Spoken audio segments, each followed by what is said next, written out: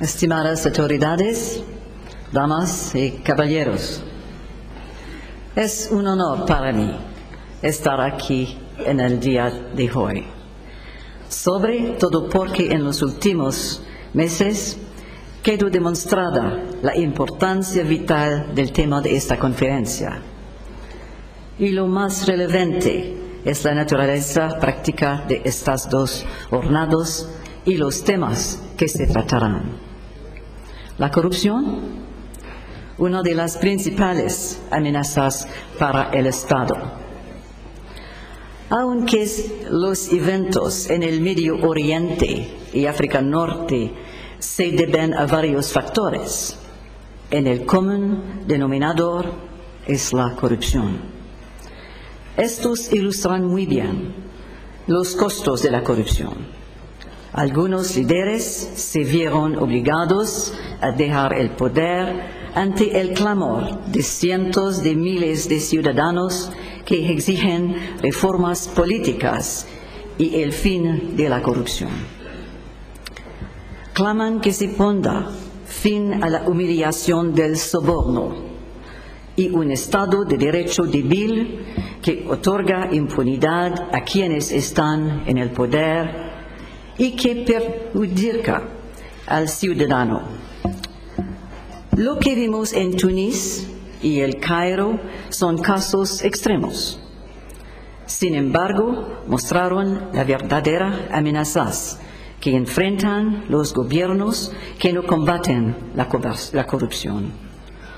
Cuando se niegan derechos y servicios básicos a la población, cuando los sobornos se vuelven una práctica habitual y cuando las personas en el poder actúan con impunidad, los ciudadanos hacen oír su voz de protesta. No debería sorprendernos que los jóvenes hayan salido a las calles para recobrar la confianza en un futuro mejor. Esta destabilización social inevitable se sustenta en cifras contundentes. Según el Banco Mundial, solamente el soborno tiene un costo global de más de $1 billón al año. La corrupción en los procesos de contratación de los gobiernos genera un costo adicional de $1,5 billones. Además, hay que sumar a esto los efectos devastadores de la crisis económica de los últimos 2 años, que según sabemos ahora fue propiciada por la codicia y la falta de transparencia. Notamos este descontento en las encuestas anuales que realizamos, tanto en países desarrollados como en desarrollo. Los ciudadanos están perdiendo la confianza en sus gobiernos. Nuestra última encuesta de opinión pública mostró que el 73% de los entrevistados en Europa y el 6-7% en América del Norte creen que la corrupción ha aumentado en los últimos 3 años. En América Latina, el 51% compartía estas opiniones. I would like to ask you now to use your interpretation equipment, since I will go into English, and I apologize for not being fluent in your language. I should, as someone from the Americas.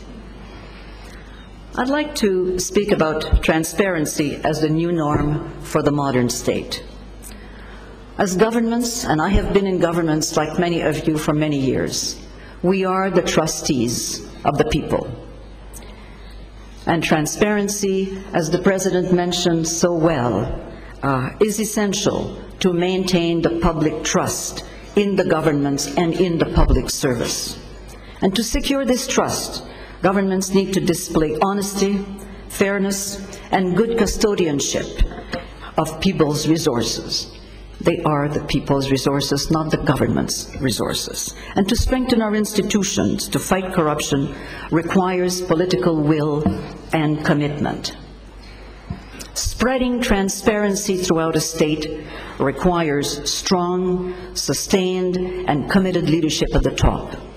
When it exists, government leadership can help build a culture of transparency in the areas where it matters most, at the heart of government, in the institutions that defend the public and those that serve the public. And this requires the right legal framework in terms of access to information legislation. But well beyond the formal channels, there is a need for a spirit of transparency throughout government. And I was very pleased to hear you, Mr. President, talk about this earlier this morning. And this can take different forms, but it is relatively easy to keep government services, audits and evaluation reports, as well as legislative, policy and program proposals easily accessible for all citizens to see without them even having to ask for this information. And today's cyber world, this can even be done in real time.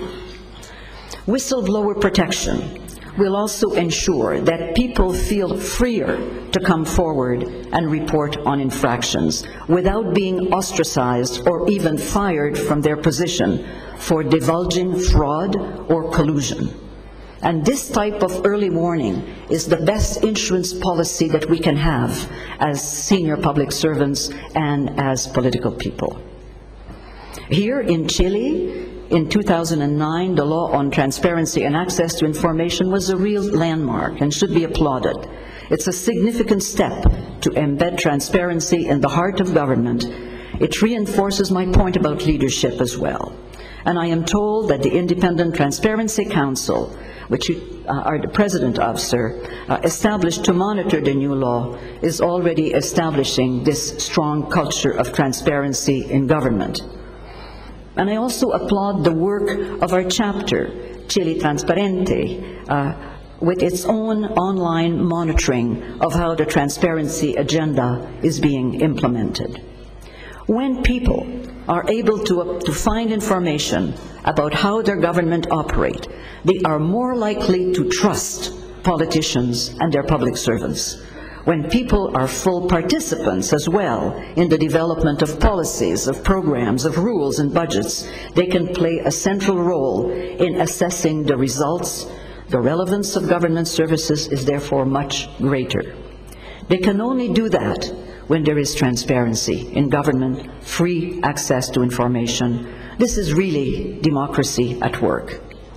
And although I will speak about some of the key areas which are most vulnerable to corruption and where transparency matters most, I would like to say briefly that it is an overall parliamentary and government transparency plan that has clear systems for its implementation, regular public reporting on its achievements that really works best. It cannot be just pieces here and there. And under that umbrella, there must be strong, properly resourced, and independent oversight institutions, such as Supreme Audit, anti-corruption agencies, the Transparency Council, Parliamentary Ethics Commissioner, and more. Now let me turn to the key areas which I would like to highlight where transparency matters most. As I said, it is at the heart of government that it all starts. And I would like to first comment about money and politics.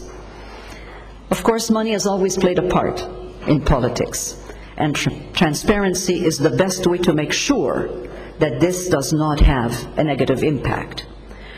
There are two elements that are quite important. One is financing of political parties, and the other one is lobbyists. Let me start with lobbyists. In the United States, last year, there were 12,986 lobbyists who spent $3.4 billion on behalf of their clients trying to influence the government. There are 15 countries in Africa who have less than a GDP of less than 3.4 billion. gives us an example of the massive amount here. In Europe, there are 3,000 lobbying groups in Brussels, the headquarters of the European Union. And lately, they have been hit by a scandal where politicians were ready to propose amendments to change certain laws and to be paid for that. And this happened primarily because the EU system has failed to provide full transparency about the role of lobbyists and the responsibility of politicians in dealing with them. The EU only has a voluntary transparency register for interest groups, and it has a code of conduct for your European parliamentarians, but it is not a comprehensive one. That's why it's so important to have publicly disclosed compulsory register of lobbyists and a code of conduct for parliamentarians that specifically says that any form of compensation for promoting or opposing a bill is against the law. It's also important to ensure that we have asset disclosure and conflict of interest legislation for senior public servants and for parliamentarians. And I understand that there is a bill in Chile in front of Parliament in this regard. Let us hope that it will move with great dispatch. On the issue of political party finances, to me there are 4 aspects that are essential. The first one is disclosure, full disclosure of all financial contribution to candidates and to political parties, including in-kind contribution. An independent, on-time audit of all the contributions and those made public, a strong and independent electoral commission, and a cap on contributions. On this latter point, I think it is difficult to feel that ministers or parliamentarians will not be inclined to vote in the way that someone who has given them multi-million dollars in contribution would want him or her to vote. Hence, the result is very often mistrust of government. In my own country, Canada, at this time, the current electoral law prevents unions and businesses to contribute to political parties and to individuals.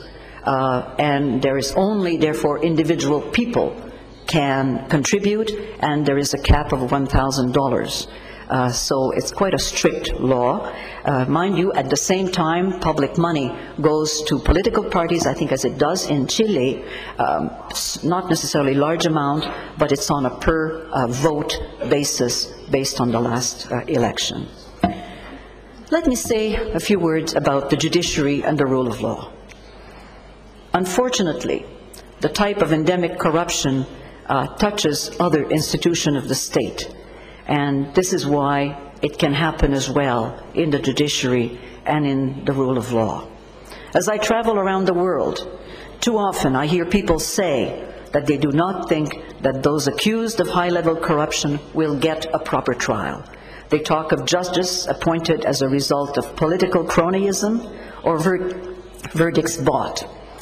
And in the past, efforts to tackle corruption have often failed in that field because independent judges, those who do their job well, have been either pushed aside, reassigned, or even fired at times. So when this happens, citizens may be forgiven for thinking that there is a different law for the powerful and the corrupt. And those jurisdictions, I think, who are doing well, which I understand this country is, in relation to a well-performing judiciary, I think they have the following characteristics. The criteria and process for appointment and for promotion of judges is clearly made public for everyone to see, so that when a judge is appointed, people can match that person to the criteria